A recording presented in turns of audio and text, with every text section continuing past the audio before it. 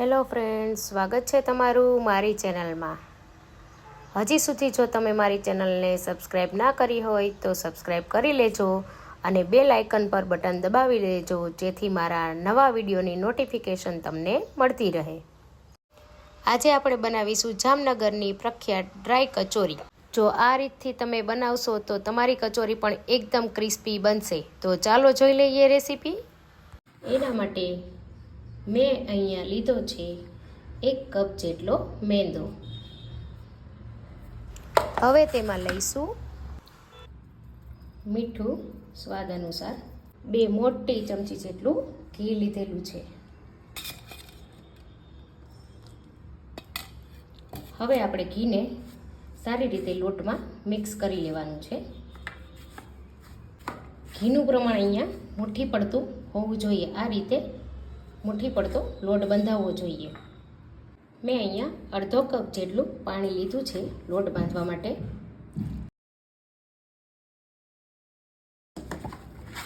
લોટ થોડો ટાઈટ રાખવાનો છે, જેથી કચોરીનું ઉપરનું પડ સરસ ક્રિસ્પી બને. હવે આપણે તેને ઢાંકીને 10 મિનિટ સાઈડમાં રાખી દઈશું.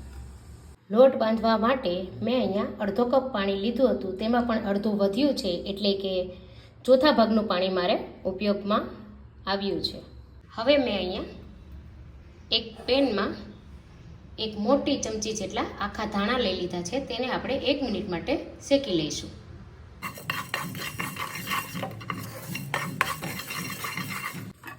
હવે 1 મિનિટમાં આપણા ધાણા થોડા શેકાઈ ગયા છે, એટલે આપણે તેમાં 1 નાની ચમચી જેટલી વરિયાળી અને 1 ચમચી જેટલું જીરું ઉમેરી દઈશું.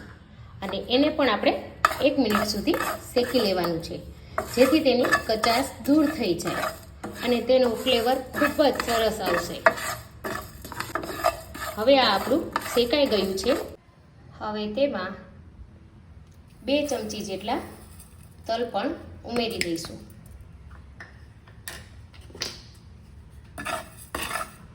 અને એને પણ આપણે શેકી લઈશું. આ રીતે શેકવાથી બધા જ મસાલાની કચાશ દૂર થઈ જશે અને તેનો ટેસ્ટ પણ ખૂબ જ સરસ આવશે. તલ પણ સારી રીતે તતરી ગયા છે. તો હવે આપણે ગેસની ફ્લેમ બંધ કરીને ઠંડુ પડવા દઈશું. હવે આપણા મસાલા ઠંડા પડી ગયા છે, તો આપણે તેને એક મિક્સર જારમાં લઈ લઈશું.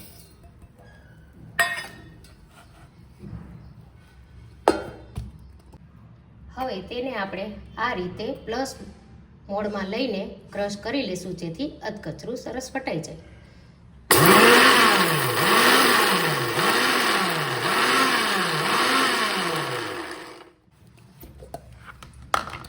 તમે જોઈ શકો છો કે આપણો ભૂકો કેટલો સરસ બની ગયો છે. થોડું થોડું અધકચરું રહે આ રીતનું ટેક્સચર રાખવાનું છે.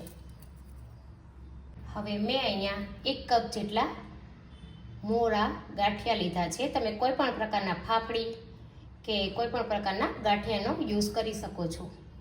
આ ગાંઠિયાને આપણે આ જ મિક્સચર જારમાં જે રીતે આપણે મસાલા ગ્રાઇન્ડ કર્યા એ જ રીતે આપણે આ ગાંઠિયાને પણ પ્લસ મોડમાં કરી લેવાનું છે. તેનું એકદમ પીસવાનું નથી, નહીતર તેલ બહાર નીકળી જશે. એટલે આપણે તેને પ્લસ મોડમાં પીસી લઈશું.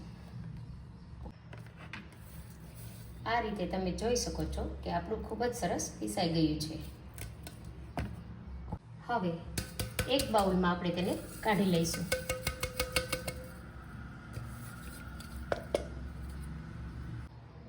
તેમાં આ પીસેલો મસાલો પણ ઉમેરી દઈશું.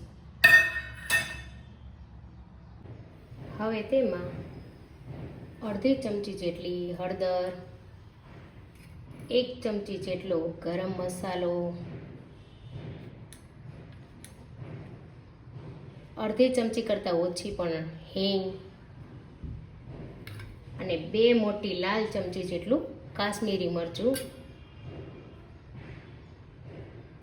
તેમજ 1 મોટી ચમચી જેટલા કાજુના ટુકડા, 1 ચમચી જેટલા તલ,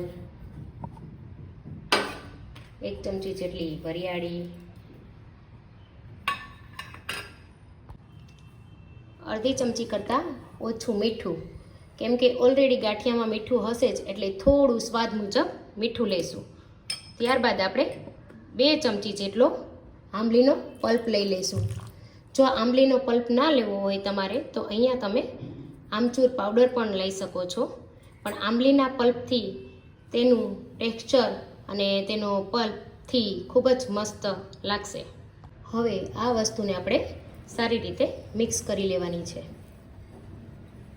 તમે જોઈ શકો છો કે આંબલીના પલ્પના કારણે આપણો મસાલો ખૂબ જ સરસ એકદમ બાઇન્ડિંગ આવી રહ્યું છે. જો તમને છૂટો પડે એવું લાગતું હોય તો તમે 1 ચમચી હજી પણ ઉમેરી શકો છો. આપણો મસાલો તૈયાર છે. હવે એમાંથી એક ગોળી આ રીતે આપણે નાની વાળી લઈશું.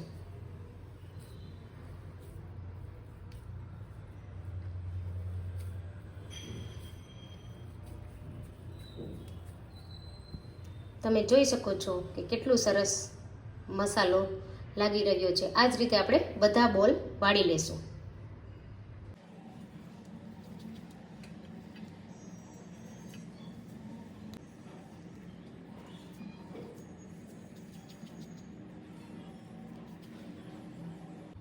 આ રીતે મસાલો થોડો પ્રેસ કરી અને પછી બોલ વાળવાથી બોલ ખૂબ જ સરસ બની જશે.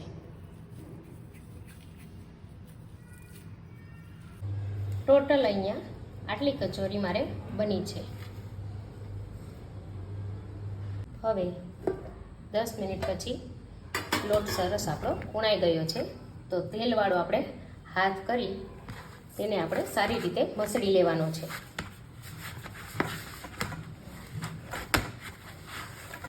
હવે લોટ સારી રીતે મસળાઈ જાય એટલે આપણે હવે આ લુવામાંથી આપણે એક રોટલી વણી લઈશું. વધારે પડતી પાતળી નથી રાખવાની.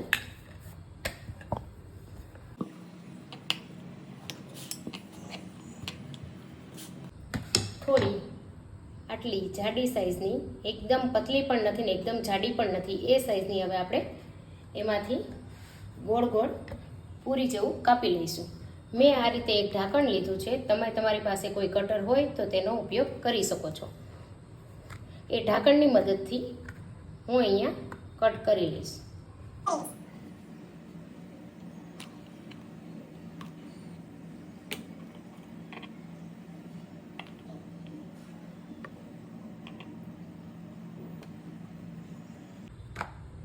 આ રીતે હવે આપણી પૂરી મળી ગઈ છે. તેમાં આપણે આ રીતે બોલ વચ્ચે મૂકી બધી બાજુથી આ રીતે વચ્ચોવચ્ચ મૂકી બધી બાજુથી આ રીતે આપણે બોલ બહાર ના રહે એ રીતે આપણે પ્રેસ કરી લઈશું. જો વધારાનો ભાગ વધતો હોય તો આપણે તેને કાપી લઈશું આ રીતે,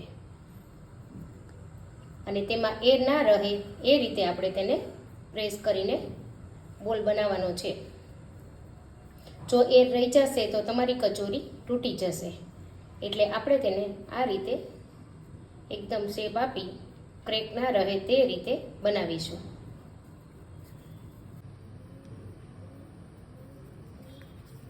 તો આપણી એક કચોરી બનીને તૈયાર છે. આ જ રીતે આપણે બીજી કચોરીમાં પણ ભરી લઈશું.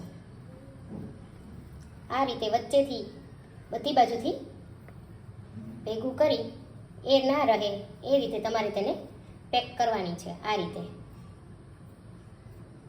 અને ઉપરનો ભાગ આપણે કાપી લઈશું.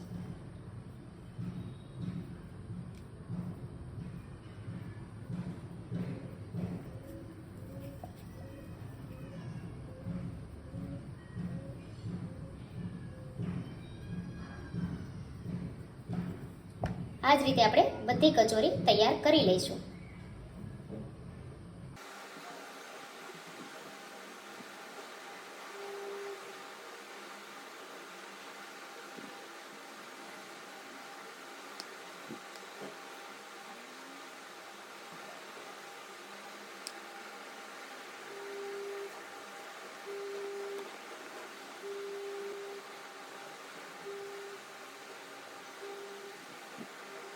હવે મારી અહીંયા બધી જ કચોરી બનીને તૈયાર છે. તો હવે આપણે તેને તળી લઈશું. હવે તેલને મેં અહીંયા ગરમ કરવા માટે મૂકી દીધું છે. તેલ મીડિયમ તાપે આવી જાય એટલે આપણે તેમાં આ કચોરી ઉમેરી દેવાની છે. ફૂલ તાપે આ કચોરી નથી ઉમેરવાની. જો ફૂલ તાપ રાખશો તમે તો ઉપરનું પડ ક્રિસ્પી નહીં થાય. એટલા માટે તમે જોયું કે મેં થોડો લોટ નાખીને જોયું તો ઉપર આવી જાય છે. તો અત્યારે આપણું તેલ એકદમ મીડિયમ છે. તો હવે આપણે તેમાં બનાવેલી કચોરી ધીમે ધીમે ઉમેરી દઈશું.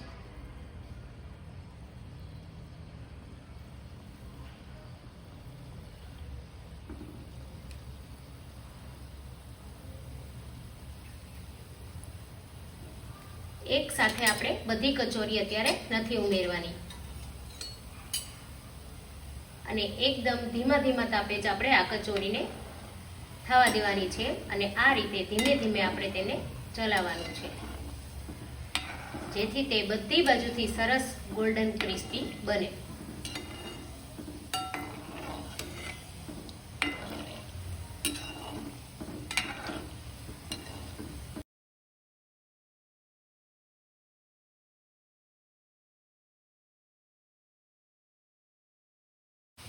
તમે જોઈ શકો છો કે આપણી કચોરી સરસ ધીમે ધીમે ગોલ્ડન બ્રાઉન થઈ રહી છે.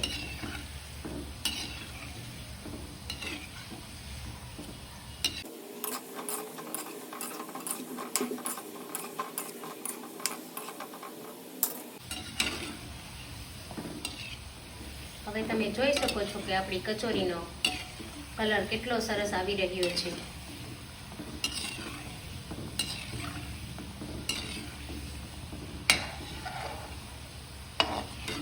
મારે આ કચોરી તળતા લગભગ 5 થી 7 મિનિટ જેટલો ટાઈમ ગયો છે.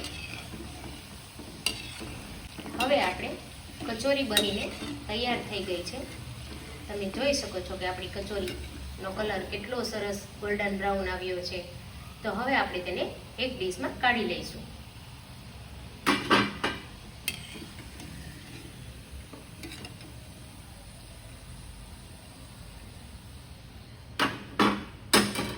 એ જ મુજબ બીજો બેચ પણ ઉમેરી લઈએ.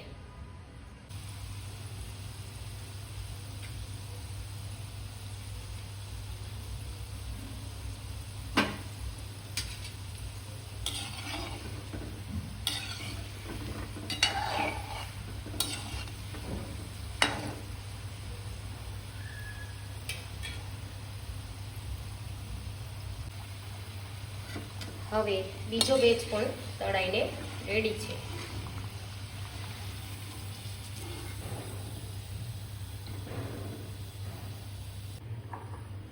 તો આપણી બધી જ કચોરી તળાઈને રેડી થઈ ગઈ છે. તો એક ગાર્નિશ પ્લેટમાં આપણે તેને લઈ લેશું.